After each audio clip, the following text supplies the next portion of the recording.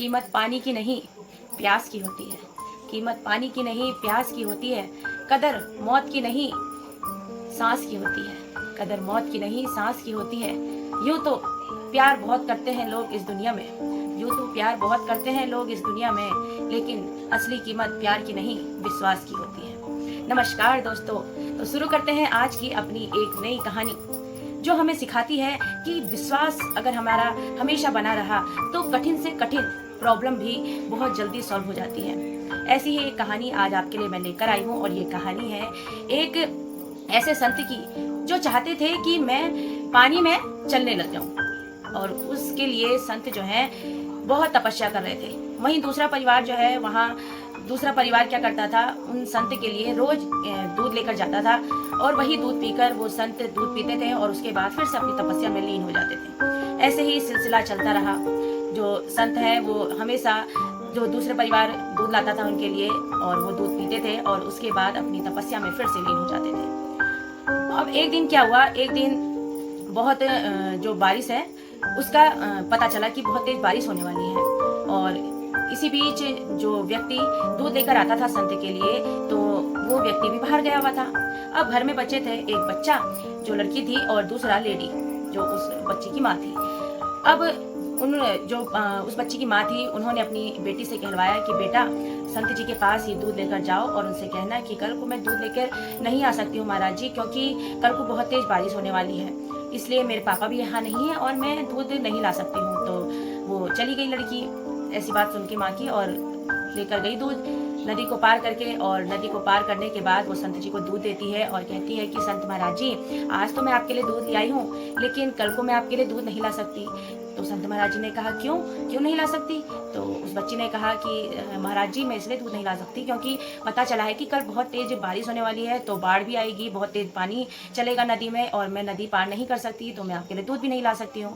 तो संत जी ने कहा कि मैंने इतनी तपस्या करी है, उसका क्या फायदा? तो बच्ची ने कहा कि तपस्या का फायदा? जी हाँ, संत जी कहते हैं कि मैं आपको एक ऐसा मंत्र देता हूँ जिसको बोलते हुए आप आराम से नदी पर चलकर जाओगे और नदी पर चलकर ही आ जाओगे। अब ऐसा मंत्र जब संत जी ने कहा कि ऐसा मंत्र मैं दूंगा, तो बच्ची को भी विश्वास हो गया। बच्ची ने कहा कि ठीक है संत महाराज जी, आप मुझे मंत्र दे दीजिए। अब संत महाराज जी ने वो मंत्र जो है, जो बहुत सिद्धि के बाद, बहुत तपस्या के बाद उन्होंने प्राप्त करा था, वह मंत्र किसको दे दिया? उस बच्ची को दे दिया। और उस बच्ची से कहा कि कल को अगर बहुत तेज बारिश हुई, बाढ़ आई, तो तुम आराम से इस पानी पर चलकर आराम से आ जाओगी और मेरे लिए दूध ले आओगी। तो बच्ची ने कहा ठीक है महाराज जी, और वो मंत्र लेकर चली गई।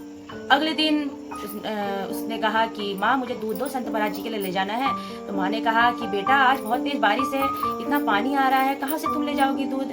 तो उस लड़की ने कहा कि माँ, मुझे संत महाराज जी ने एक मंत्र दिया है और कहा है कि इस मंत्र को बोलते हुए तुम चलते रहना, पानी के ऊपर तुम चलने लग जाओगी।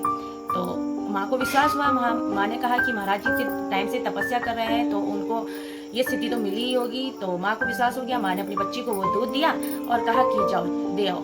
अब बच्ची जो है नदी के पास पहुंची और वहां देखा कि बहुत तेज उफान आ रहा है पानी का, और वो पानी के ऊपर से वही मंत्र को बोलते हुए चलती जा रही थी और पहुंच गई संत जी के पास। अब संत जी ने जब ये देखा कि वो बच्ची जो है पानी के ऊपर से चलकर आ रही है और वो मंत्र बोलते हुए आ रही है, तो संत जी को विश्वास हुआ कि मेरी सिद्धि अब सफल हो गई है। और ये सुनकर, ये देखकर वो बहुत खुश हो गए। संत महाराज जी ने कहा कि देखा ना, मैंने कहा था ना कि ये मंत्र को लेकर तुम पानी के ऊपर से चलोगी तो तुम्हें कोई नहीं रोक सकता, और तुम आराम से आ गई। तो बच्ची ने कहा कि हाँ महाराज जी, मैं तो चलते हुए आई, मुझे तो अचंभा हो गया। अब उस बच्ची ने फिर दूध दिया संत महाराज जी को, संत महाराज जी ने वो दूध पिया, और फिर वो बच्ची जाने लगी और देखा कि फिर से वो उस मंत्र को बोलते हुए जा रही है, और वो मंत्र को बोलते बोलते ही पानी के ऊपर से पैदल पैदल जा रही है।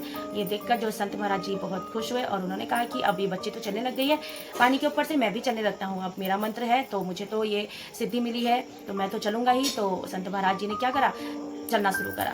लेकिन जैसे ही उन्होंने पानी के ऊपर चलने की कोशिश की, तो तेज पानी में वो अब बह गए। अब सीख ये मिलती है इस कहानी से कि जो बच्ची थी उसे पूरा विश्वास था कि जो मुझे संत महाराज जी ने मुझे मंत्र दिया है, मैं इस मंत्र के साथ पैदल चल सकती हूँ पानी के ऊपर। लेकिन संत महाराज जी को खुद ही अपने मंत्र पर विश्वास नहीं था, कहीं ना कहीं उनका जो है मन डगमगा रहा था, इस वजह से वो उस पानी में बह गए और वो बच्ची बच गई। यही होता है कि जब हमें खुद अपने आप पर विश्वास नहीं होता और हम दूसरों को देखते हुए काम करते हैं कि वो व्यक्ति सफल हो रहा है तो हम भी सफल हो जाएंगे, हम दूसरों का देखा देखी जब करते हैं और अपने हम क्वालिटी को नहीं पहचानते, अपनी प्रतिभा को हम नहीं पहचानते, तभी हम असफल भी हो जाते हैं, क्योंकि हम खुद ही नहीं जानते कि हम ऐसा कौन सा काम है जिसमें हम अच्छा कर सकते हैं। और यही बात जो है हमें दूसरों से कम कर देती है। दूसरे जो सफल हो जाते हैं और हम जो है उनका देखा देखी करते हैं और हम असफल हो जाते हैं। मैंने बहुत से ऐसे जो वैज्ञानिक हैं और आविष्कारक हैं, ऐसे लोग देखे हैं मैंने, जो पहले जो थे शुरुआत में वह सिर्फ 0 से उन्होंने शुरू करा था, लेकिन उन्हें अपने आप पर विश्वास था कि जो भी मैं सोच रहा हूँ मैं वो पा सकता हूँ, और उस सोच के साथ ही, उस विश्वास के साथ ही वो सब पा सके जो उन्होंने सोचा था। इसलिए सबसे पहले हमें कुछ नहीं सोचना है, हमें ये सोचना है कि हमने जो कार्य पकड़ा है क्या उसकी प्रतिभा हमारे अंदर है, क्या उसके लिए दिन रात हम काम कर सकते हैं, क्या उसके लिए हमें कभी थकान तो नहीं लगेगी। बहुत बार ऐसा होता है ना कि पढ़ाई हमें अच्छी नहीं लगती तो हमें नींद आने लगती है, लेकिन किसी किसी को पढ़ाई इतनी अच्छी लगती है कि वो रातों बिता देता है, उसे नींद भी नहीं आती। मतलब इंटरेस्ट की बात है कि आपको उस चीज़ में इंटरेस्ट है। अगर हमें उस चीज़ में इंटरेस्ट है तो हम चाहे रात हो या दिन हो कुछ नहीं दिखता है, बस अपना काम दिखता है और उसी पे फोकस रहता है और हम सफल भी हो जाते हैं। यही काम जो होता है, यही हमारे अंदर की छिपी हुई प्रतिभा है कि आप देखो अपने अंदर कि आपके अंदर क्या प्रतिभा है जिसके लिए आप दिन रात एक कर सकते हो, आपको नींद नहीं आएगी, आपको वो पाना है जो आप सोच रहे हो। और यही कहानी की सीख है कि सबसे पहले आपको अपने आप पर विश्वास करना होगा कि जो भी मैं काम अपने लिए सोच रहा हूँ क्या मैं उसमें सफल हो सकता हूँ, क्या उसकी क्वालिटी मेरे अंदर है।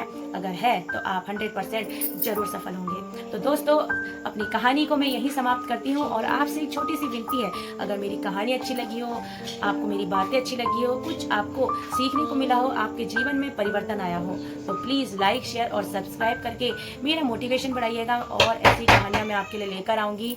तब तक के लिए थैंक यू।